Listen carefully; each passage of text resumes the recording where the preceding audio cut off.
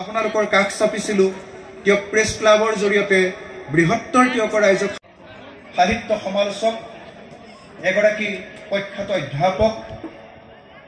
কৃতি অনুবাদক কৃতি সম্পাদক তেওঁকৰ সুসন্তান ডক্টৰ কৃষ্ণ কুমাৰ মিশ্ৰ ছাৰে সম্পৰ্কত যথেষ্ট কথা আলোচনা কৰিছিল কিন্তু হঠাৎ ছাৰৰ অসুস্থতাৰ বাবে চিকিৎসাধীন অৱস্থাত তেখেতে সেই সপোন আমাৰ আগত পুনৰবাৰ কোৱাৰ পাছতো কিছুদিনৰ পাছতে আমি ছাৰক চিৰদিনৰ বাবে হেৰুৱাব লগা হৈছিল পঢ়িবলৈ পাব তেওঁক প্ৰেছ ক্লাবৰ বহু বিষয়ববীয়া তেওঁকত প্ৰথম বাতৰি কাকতৰ তেওঁক নতুন আমাৰ দেশৰ কাৰ্যক্ষেত্ৰত জড়িত হৈ থকা বিভিন্নজন তেওঁকৰ স্বনামধন্য বিশিষ্টজন বিভিন্ন শিক্ষানুষ্ঠানৰ মুৰব্বীয়ে আজি প্ৰায় ৫-৬ বছৰ ধৰি এনে কথাৰ পৰিকল্পনা কৰি আহিছিল কিন্তু এইবাৰ কিছু খৰতকীয়া প্ৰেছ ক্লাবৰ বৰ্তমানৰ সম্পাদক দিগন্ত হাজৰিকাই পুনৰ কথাটোৰ উকমুকনি আৰম্ভ কৰিলে আৰু সেই উকমুকনি পৰ্বত পুনৰ পুৰণি কথাৰে আমি যুৱসূত্ৰ প্ৰতিষ্ঠা কৰি আমি সমূহৰ হকে একেলগে তেওঁকত এখন গ্ৰন্থমেলা সুধিজন তেওঁ প্ৰেছ ক্লাবত সমবেত হয় বিভিন্ন জাতীয় জীৱনৰ সন্ধিক্ষণত তেখেতসকলে নিৰ্ভীক আৰু নিৰপেক্ষতাৰে সাহসেৰে ভূমিকা গ্ৰহণ কৰে আৰু এই অকুণ্ঠ সঁহাৰি আন্তৰিক সহযোগিতা স্বীকাৰ কৰি এই এপাহতে মই নিজে প্ৰকাশ কৰিছোঁ আৰু ৰাজহুৱা সভাৰ সিদ্ধান্ত মৰ্মে আমাৰ ওপৰত আৰোপিত কৰা কৰ্মক কিমান দূৰ বাস্তৱত ৰূপায়িত কৰিব পাৰিছোঁ তেওঁৰ নেতৃত্বত কাৰ্যকৰী সভাপতি প্ৰান্তনু দত্তৰ কাৰ্যকৰী ব্যৱস্থাত আৰু সন্মানীয় কৰ্ণধাৰ সমিতি বিষয়ববীয়াসকল মুখ্য সমন্বয়কসকল সভাপতি প্ৰমুখ্যে আহ্বায়ক উপসভাপতি প্ৰমুখ্যে সদস্য মণ্ডলী আটাইৰে সহযোগিতাত আমি আজি আহি তেওঁক গ্ৰন্থমেলাৰ ২২ তাৰিখৰ পৰা ২৬ তাৰিখৰ এই পঞ্চমটো দিনত উপস্থিত হ'বহি পাৰিছোঁ আপোনালোকে ইতিমধ্যে নিজে লক্ষ্য কৰিছে যে বাবে পৰিকল্পনা হাতত কৰিছিলোঁ উপস্থিত বিজ্ঞজন উপস্থিত সুধীজনে সংগ্ৰামৰ আমি দীঘলীয়া তালিকাখনলৈ লক্ষ্য ৰাখিব লাগিব আমাৰ মনলৈ ঠাউকতে যিসকল বৰেণ্য বিদ্বানৰ নাম মনলৈ আহে তাৰে ভিতৰত ধনী কবি বিনন্দ চন্দ্ৰ বৰুৱা যিগৰাকী বৰেণ্য বিদ্বানৰ নামেৰে আমি প্ৰথম তেওঁক গ্ৰন্থমেলাৰ এই ক্ষেত্ৰ নামকৰণ কৰিছিলোঁ ধনী কবি বিনন্দ চন্দ্ৰ বৰুৱা গ্ৰন্থমেলা ক্ষেত্ৰ নামেৰে আমি নাম ল'ব লাগিব বকুল বনৰ কবি ঢেকীয়াখোৱাৰ আনন্দ চন্দ্ৰ বৰুৱাৰ কথা আমি শুভাৰম্ভণি পৰ্ব সূচনা কৰা সেইগৰাকী নমস্য ব্যক্তি ঋষি ৰূপে সমাধিত এগৰাকী প্ৰখ্যাত সমালোচক নলিনীধৰ ভট্টাচাৰ্য আমি ল'ব লাগিব অসম সাহিত্যৰ বাবে অসমীয়া সাহিত্যৰ বাবে অসম সাহিত্য সভাৰ বাবে উৰেটো জীৱন সময়ৰ বাবে উপসভাপতি আৰু প্ৰধান সম্পাদক হিচাপে অসম সাহিত্য সভাত সেৱা আগবঢ়াই যিগৰাকী নমস্য ব্যক্তিয়ে পৰৱৰ্তী সময়ত সভাপতিৰ গুৰু আসন অলংকৃত কৰিছিল সেইগৰাকী নমস্য ব্যক্তি যতীন্দ্ৰনাথ গোস্বামীৰ কথা আমি নাম ল'ব লাগিব অসমৰ জাতীয় জীৱনত তেওঁকৰ যেতিয়া পৰিচয় দিবলগীয়া হয় স্বাভাৱিকতে আমি কেৱল ভাষা সাহিত্য সংস্কৃতিৰ কথা ক'লেই নহ'ব ইয়াৰ সমাজ জীৱনত ৰাজনীতিৰ গুৰুত্ব আমি কেতিয়াও অস্বীকাৰ কৰিব নোৱাৰোঁ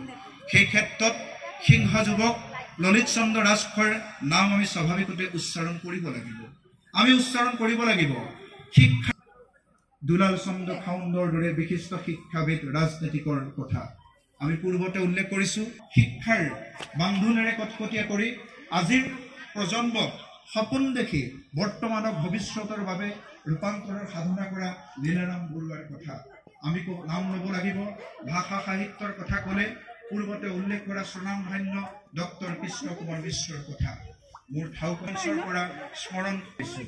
আমি সংস্কৃতিৰ বৰ্ণাঢ্য ক্ষেত্ৰখনত নাম উচ্চাৰণ কৰিলে স্বাভাৱিকতে ৰ'ব লাগিব এগৰাকী বৰেণ্য ব্যক্তি হিচাপে গৌৰৱবোধ কৰোঁ যে তেওঁক চন্দ্ৰকমল বেজবৰুৱা মহাবিদ্যালয় দ্বিতীয়গৰাকী অধ্যক্ষ হিচাপে কাৰ্যক্ষেত্ৰত অংশীদাৰ হোৱা বিজ্ঞানে এগৰাকী ইংৰাজীৰ দক্ষ অধ্যাপক হিচাপে কটনত শিক্ষকতাৰ যি কটন বিশ্ববিদ্যালয় বৰ্তমানৰ কটন মহাবিদ্যালয় হৈ থকা সময়ত পঞ্চগুৰু হিচাপে গ্ৰন্থ প্ৰদান কৰোঁতে যিগৰাকী তিয়কীয়া সন্তানৰ নাম অন্তৰ্ভুক্ত হৈছিল সেইগৰাকী সংস্কৃত পণ্ডিত চন্দ্ৰ কলিতাদেৱৰ কথা মঞ্চৰ পৰা মই স্বাভাৱিকতে সকলোৰে সমূহৰ হকে স্মৰণ কৰোঁ আৰু বিশাল পৰিক্ৰমাক সামৰি আমি তাৰে খাদ্য উদাহৰণ মূলত সাহিত্যৰ ক্ষেত্ৰত বৰ্ষীয়ানসকলৰ কথা জ্যেষ্ঠসকলৰ কথা নাম উচ্চাৰণ কৰিবলৈ এই মুহূৰ্ত তাৰ পৰৱৰ্তী সময়ত 50ৰ পৰা 65 বছৰীয়া যিসকল বৰেণ্য থিয়কীয়াই সাহিত্য সংস্কৃতিলৈ ক্ষেত্ৰলৈ অৱদান আগবঢ়াই আহিছে সেইসকলৰ নাম তালিকা এই সময়ত মই উচ্চাৰণ কৰিবলৈ অপাৰগতা প্ৰকাশ কৰিছোঁ। সেই নাম তালিকাৰ স্বাভাৱিকতে কিন্তু তাৰ উদ্ধৰসকলৰ ভিতৰত এগৰাকীৰ নাম মই ল'ব বিচাৰিছোঁ ডক্টৰ অকণ চন্দ্ৰ শইকীয়া, যিগৰাকী ব্যক্তিয়ে শংকৰী ভক্তিবাদৰ দাৰ্শনিক তত্ত্ব আৰু কালি পৰহি উন্মোচিত হোৱা মহাভাৰতীয় সাহিত্য সম্ভাৰ ভাও মূল্যায়ন গ্ৰন্থ আৰু 4খন শিশু গ্ৰন্থ তেখেতে ৰচনা কৰিছে। ইংৰাজী গৱেষণা গ্ৰন্থৰ অনুদিত সংস্কৰণ আজিৰ পৰা কেইটামান বছৰৰ পূৰ্বে প্ৰকাশ কৰিছে আৰু পৰহি মাত্ৰ তেখেতৰ ইংৰাজী সেইগৰাকী ব্যক্তিক মই উদাহৰণ হিচাপে লৈ আমি গৌৰৱেৰে কৈছোঁ যে আমি সেইসকল থিয়কীয়া আমি যোগ্যজনক যোগ্য স্থানত ৰাখিব জানো, যোগ্যজনৰ নেতৃত্বক আমি স্বীকাৰ কৰিব জানো আৰু যোগ্যজনৰ কান্ধত ভেজা দি আমি থিয় হ'ব জানো। আৰু তাৰ উদাহৰণ হিচাপে ডক্টৰ অকণ চন্দ্ৰ শইকীয়া সভাপতিৰ আসনত অলংকৃত কৰাই পিছত পৰৱৰ্তী সময়ত অসম চৰকাৰে সেইগৰাকী ব্যক্তিক শ্ৰদ্ধেয় সাহিত্য বঁটাৰে সাহিত্যিক পেঞ্চনেৰে স্বীকৃতি প্ৰদান কৰি আমাক গৌৰৱৰ অংশীদাৰ কৰিছে। মই এই ক্ষেত্ৰত ডক্টৰ শইকীয়া ছাৰৰ প্ৰতিও এটা হাত চাপৰিৰে আন্তৰিক শলাগনি জনাবৰ বাবে অনুৰোধ জনাইছোঁ। মই অনুভৱ কৰিছোঁ যে মই দীঘলীয়া, কিন্তু মই এগৰাকী সম্পাদক হিচাপে কিয়কত গ্ৰন্থমেলা আয়োজনৰ ক্ষেত্ৰত আমি কি গতি প্ৰবাহ আৰু কি চিন্তন মননেৰে কোনখন কিয়কৰ কৰিছিলোঁ আৰু কিয় এই ৰূপেৰে আমি সাকাৰ ৰূপ দিবলৈ চেষ্টা কৰিছিলোঁ আমাৰ কৰিবলগীয়া হৈছে। আশা কৰি কথাখিনিৰ জৰিয়তে আপোনালোকে কেতিয়াও বিৰক্ত নহ'ব। আমাৰ সপোন হ'ল বিদ্যালয়ত 328খন উদয়জান ঘৰুৱা বিদ্যালয়ত আজিৰ পৰা শতক আজি ভট্টাচাৰ্যই গ্ৰন্থ কিনক, গ্ৰন্থ পঢ়ক, গ্ৰন্থ উপহাৰ দিয়ক। আমি বৃহত্তৰ পৰিসৰলৈ আগবঢ়াই আনি আপোনালোকৰ সন্মুখত তুলি ধৰিছোঁ গ্ৰন্থ পঢ়ক, গ্ৰন্থ কিনক আৰু গ্ৰন্থ উপহাৰ দিয়ক। পৰহি আমাৰ অনুষ্ঠানত মুখ্য অতিথি হিচাপে অংশগ্ৰহণ কৰি অসমৰ প্ৰাক্তন মুখ্যমন্ত্ৰী বৰ্তমানৰ কেন্দ্ৰীয় কেবিনেট মন্ত্ৰী সৰ্বানন্দ সোণোৱাল দেৱেও আপোনালোকৰ প্ৰতি আহ্বান জনাইছিল যে গ্ৰন্থ উপহাৰ দিয়ক, গ্ৰন্থ উপহাৰ দিয়ক, গ্ৰন্থ উপহাৰ দিয়ক। কেইবা হাজাৰৰ কিতাপ হাতত তুলি দিম কেৱল আছিল এই গ্ৰন্থৰ বাৰ্তাক গাঁৱে গাঁৱে সিঁচৰিত কৰি তোলা, গাঁৱৰ পৰা মানুহে যাতে নিজৰ সন্তানটোক কিয়কলৈ লৈ পূৰ্ণাংগ গ্ৰন্থমেলাৰ মাজত নিজৰ সন্তানটোক উমলে গলে দিয়ক, হাতত এখন কিতাপ তুলি দিয়ক আৰু পোহৰাই তোলক। কাৰণ গ্ৰন্থই মনৰ অক্ষুণ্ণ ৰাখিবলৈ হ'লে আমাৰ সবল আৰু সক্ষম শক্তিশালী মাধ্যম হ'ল গ্ৰন্থ। কাৰণ গ্ৰন্থই যুগে যুগে সভ্যতাৰ গতি প্ৰবাহক ত্বৰান্বিত কৰিছে। যিমানবিলাক আৱিষ্কাৰ হৈছে তাৰ ভিতৰত গ্ৰন্থই হৈছে সৰ্বশ্ৰেষ্ঠ। কাৰণ গ্ৰন্থক এৰি তাৰ বিকল্প আজিলৈকে একো আৱিষ্কাৰ হোৱা নাই। সেয়ে আছিল আমাৰ গ্ৰন্থক লৈ সপোন নতুন প্ৰজন্মৰ মাজলৈ আগবঢ়াই নিয়া। আমি নাজানো কিমান দূৰ সফল সেৱা জনাইছোঁ, স্বীকাৰ কৰিছোঁ আৰু আপোনালোকে দেখুওৱা সাহস, আপোনালোকৰ মৰম, আপোনালোকৰ আশীৰ্বাদ, আপোনালোকৰ সময়ে সময়ে সকিয়ানি উপস্থিত হোৱাত অজানিত ভুল ত্ৰুটিৰ বাবে প্ৰাৰ্থনা ক্ষমা ভিক্ষা মাগিছোঁ। আশা কৰিম গ্ৰন্থৰ সুবাস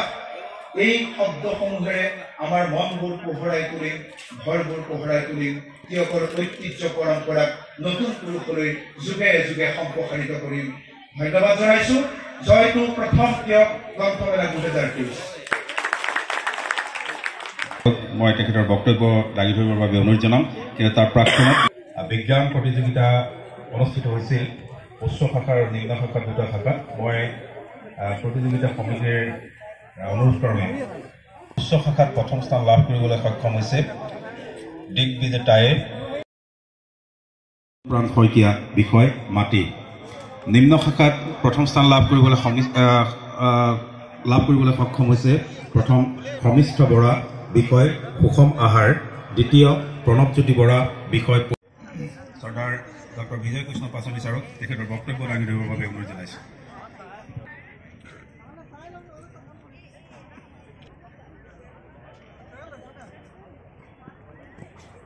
নমস্কাৰ।